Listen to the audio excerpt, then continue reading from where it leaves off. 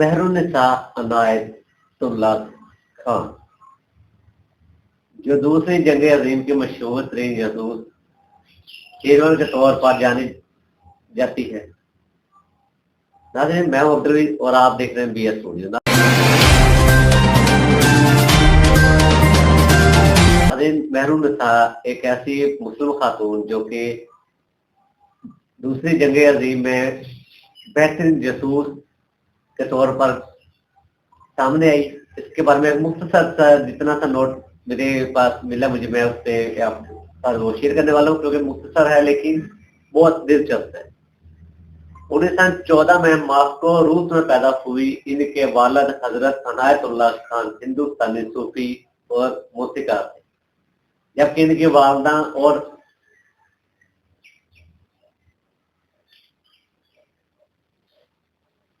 اوراد بیگر امریکی تھی۔ مہرالنساء کا تعلق ایک علمی اور روحانی خاندان سے تھا، اور یہ کہا جاتا ہے کہ وہ تاریخی طور پر مشہور حکمران ٹیپو سلطان کے خاندان سے تعلق رکھتی تھی۔ مہرالنساء نے اپنی ابتدائی زندگی پیرس، فرانس میں گزاری، جہاں انہوں نے موسیقی نفسیات کی تعلیم حاصل کی، جبکہ آغاز پر وہ اپنی والدہ اور بہن بھائیوں کے ساتھ انگلینڈ چلی گئی۔ 1940 میں انہوں نے برطانوی فضائیہ کو وومن ایگزیکٹری ایئر فورس WAAF یعنی ویف میں شمولیت اختیار کے بعد اسپیشل آپریشنل ایگزیکٹو COE میں بھرتی ہوئی۔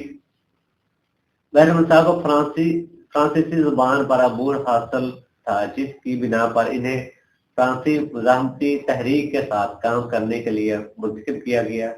وہ پہلی مسلم خاتون تھی جو دوسری جنگ عظیم کے دوران دشمن کے علاقے میں جاسوس کے طور پر بھیجی۔ ناظرین، اب اس میں دو باتیں سامنے آ رہی۔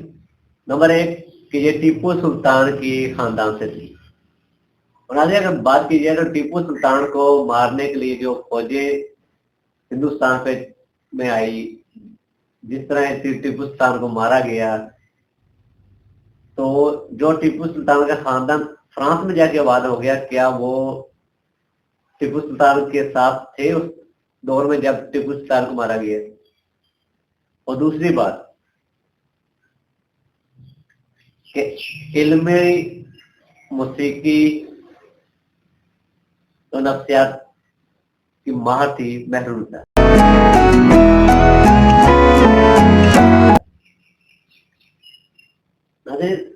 سوال تو بہت پیدا ہوتے ہیں، اتنا ہونے کے باوجود فرانس کے لیے میں جا کر جاسوسیاں کرنا اور پھر وہاں کی فوج میں بھرتی بھی رہنا، انگلینڈ کی طرف سے فرانس میں جا کر جاسوسی کرنا، یہ بہت سے سوالات ایسے پیدا ہوتے ہیں کہ جن پر اگر ہم غور کریں تو یہ مہرالنساء عنایت خان کی جو سٹوری ہے یہ بہت لمبی ہو چکی ہے، لیکن جیسا کہ میں نے آپ سے پہلے کہا تھا کہ ابھی مختصر سا آپ کے ساتھ اس کا بلاگ شیئر کرنے والا ہوں، تو وہ بہتر ہے کہ میں ان سوالوں کو مد نظر نہ رکھوں بلکہ آپ کے ساتھ یہ سٹوری کمپلیٹ کروں۔ مہرالنساء کو وائرس آپریٹر کے حیثیت سے کام دیا گیا، جو کہ انتہائی خطرناک ذمہ داری تھی، کیونکہ جرمن افواج میں اس نظام کو پکڑنے کے لیے ہر ممکن کوشش کر رہے تھے۔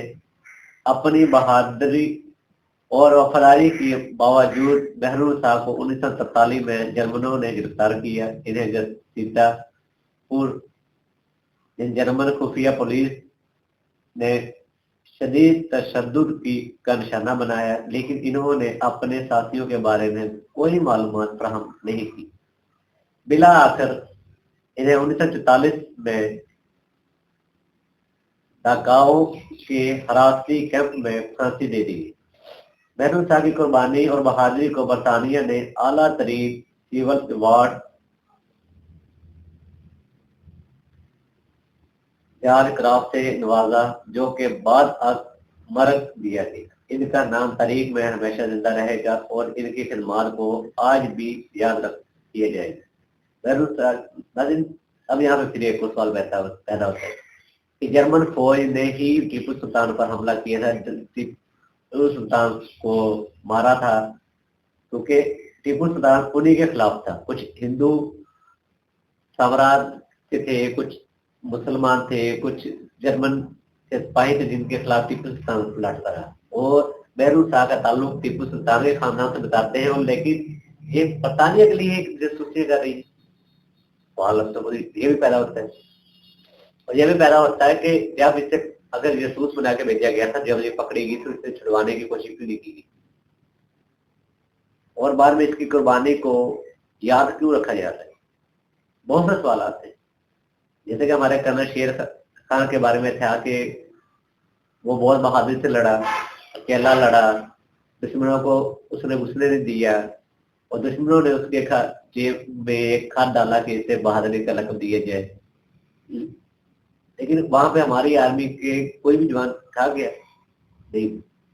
इसी तरह तमाम मामला ऐसे होते हैं कि असल कहानी का पता किसी को नहीं होता, लेकिन जितनी उनकी डायरी या उन्हें जेब मिला खाते या कोई रुका या कोई ऐसी चीज जो वो पहले छोड़ गए हो, उसे देखकर जो चीज सामने आती है बस उसी पे हिस्ट्री बनती है और उसी पे हम लोग बनाते हैं। लेकिन अगर इसी चीज को हकीकत में हम ढूंढने के लिए निकले तो इन्हीं में से बहुत से सवाल पैदा होते हैं। अगर उन सवाल के हम और अगर उन सवाल के जवाब हम ढूंढने के लिए निकले तो काम बहुत लंबा चलता है, बहुत लंबी तहकीक हो जाती है। और इतनी लंबी तहकीक वैसे भी हिस्ट्री पर किसी को दिलचस्पी तो होती नहीं है, और इतनी लंबी तहकीक सुनने का भी कोई नहीं। इसलिए हम भी कोशिश करते हैं कि मुख्तसर चले ताकि अगला बंदा मुख्तसर सब लोग देख भी सके। बहरूद शाह की डायरी से कुछ मवाद मिला जो इनकी खिदमत और कुर्बानी का एक छोटा सा सबूत है। अगरचे इनके जासूस होने का इल्जाम इनकी जिंदगी में बरकरार रहा, लेकिन इनकी कुर्बानी ने इन्हें एक नाकाबिले फरामोश जंगी हीरोइन के तौर पर दुनिया के सामने पेश किया। तो नाज़रीन, आज का व्लॉग यही पे खत्म होता है, तो मुझे दीजिएगा इजाजत। और जाते जाते एक छोटी सी रिक्वेस्ट है कि मेरे चैनल PR स्टूडियो को सब्सक्राइब करें और वीडियो को ज़्यादा से ज़्यादा लाइक शेयर किया करें, देखा करें और अच्छे अच्छे कमेंट्स किया करें। और मुझे दीजिएगा इजाजत। अल्लाह निगहबान। पाकिस्तान जिंदाबाद।